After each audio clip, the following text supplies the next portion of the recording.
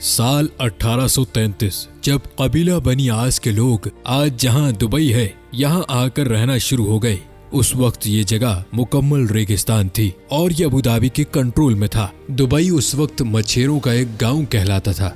1894 में कुछ ताजिर दुबई में बसना शुरू हो गए क्योंकि यहाँ ताजिरों पर टैक्स बहुत कम था। मगर दुबई में अभी भी मछलियां पकड़ने के अलावा कोई खास काम नहीं होता था। 1912 में दुबई की हुक्मरानी शेख सईद बिन मखदूम के पास आ गई और उन्हीं को दुबई का फाउंडर भी समझा जाता है। उस वक्त दुबई में पर्ल इंडस्ट्री यानी मोती ढूंढने का काम उरूज पर था। दुबई की इकोनॉमी उस काम से आगे बढ़ रही थी, लेकिन दुबई अभी भी एक गांव ही कहलाता था। ये 1958 की बात है जब दुबई के हुक्मरान शेख राशिद बिन सईद अल मखदूम बन गए। यही वो इंसान थे जिन्होंने दुबई को एक गांव से एक शहर बना डाला। उन्होंने दुबई क्रीक जहां बहरी जहाज आकर रुकते थे उसको गहरा करवाना शुरू कर दिया। ये जगह बहुत छोटी थी और शेख राशिद बिन सईद जानते थे कि यहाँ बड़े और मॉडर्न बहरी जहाज आकर नहीं रुक सकते। उन्होंने इस प्रोजेक्ट पर बहुत ज्यादा पैसे लगा दिए, इतने पैसे कि ये दुबई की सालाना आमदनी से भी ज्यादा पैसे थे। इसके लिए उन्होंने कर्जा भी ले लिया। ये एक बहुत बड़ा रिस्क था, लेकिन शेख राशिद जानते थे कि इस प्रोजेक्ट से दुबई की इकोनॉमी पर बहुत गहरा असर पड़ेगा और ये प्लान वाकई में कामयाब हो गया। अब दुबई में बड़े साइज के बहरी जहाज भी आकर रुकने लगे। इससे दुबई में गोल्ड मार्केट भी फैलना शुरू हो गई। शेख राशिद अक्सर यूरोप और इंग्लैंड जाते रहते थे और ये वहां पर बनाए गए इंफ्रास्ट्रक्चर से बहुत मुतासिर थे, खास तौर पर लंदन से। उनको लंदन की सड़कें और वहां पर बनी हुई अंडरग्राउंड ट्रेन सिस्टम बहुत मुतासिर करता था। उनके दिल में भी ख्वाहिश थी कि दुबई एक दिन ऐसा ही मॉडर्न शहर बन जाए। शेख राशिद ने दुबई को एक शहर की शक्ल देना शुरू कर दी। साल 1959 में उन्होंने दुबई में एक मॉडर्न एयरपोर्ट भी बनवा दिया। वो दुबई में बिजली की लाइंस, टेलीफोन सर्विसेज और पोर्ट्स वगैरह बनवा रहे थे।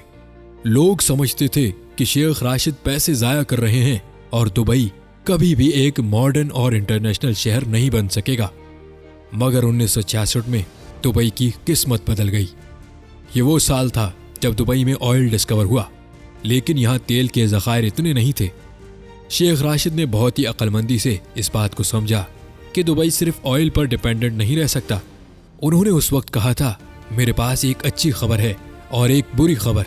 अच्छी खबर तो यह है कि दुबई में ऑयल डिस्कवर हो गया है और बुरी खबर यह है कि यह तेल बहुत थोड़ा है। इसीलिए उन्होंने ये तेल का इस्तेमाल करके दुबई में दूसरे प्रोजेक्ट्स बनाना शुरू कर दिए। उन्होंने दुनिया भर से बड़े बड़े इंजीनियर्स और आर्किटेक्चर्स को बुलवाकर दुबई को मजीद तामीर करवाना शुरू कर दिया।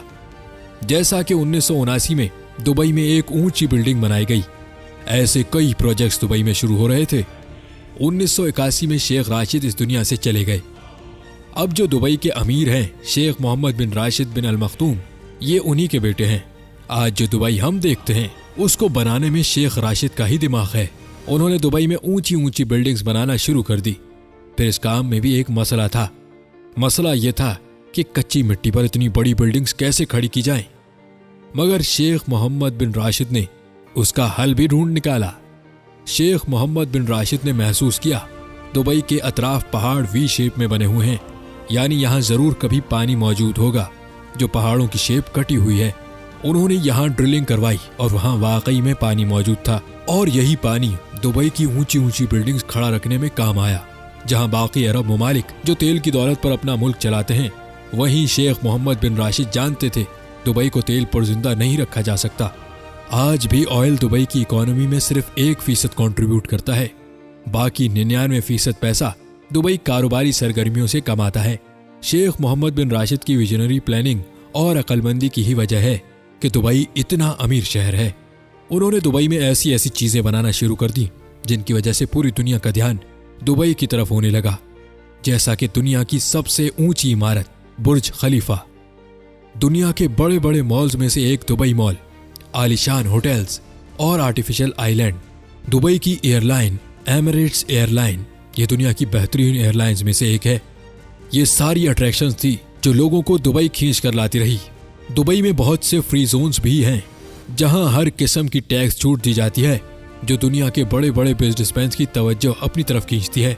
ये फ्री जोन्स दुबई की इकोनॉमी का 20% हिस्सा बनते हैं, जहां तकरीबन 1.5 करोड़ के करीब लोग नौकरी करते हैं। दुबई में आज 80% के करीब वो लोग हैं जो बाकी कंट्रीज से दुबई में आकर सेटल्ड हैं। आज दुबई में वो लोग भी हैं जो मेहनत करके पैसे कमाकर अपने प्यारों को वापस घर पैसे भेजते हैं, और वो लोग भी हैं जिनके पास बहुत सा पैसा है। दुबई में हर वो सहूलत मौजूद है जो दुनिया के बड़े बड़े मिलियनर्स और बिलियनर्स को अपनी तरफ लाती है।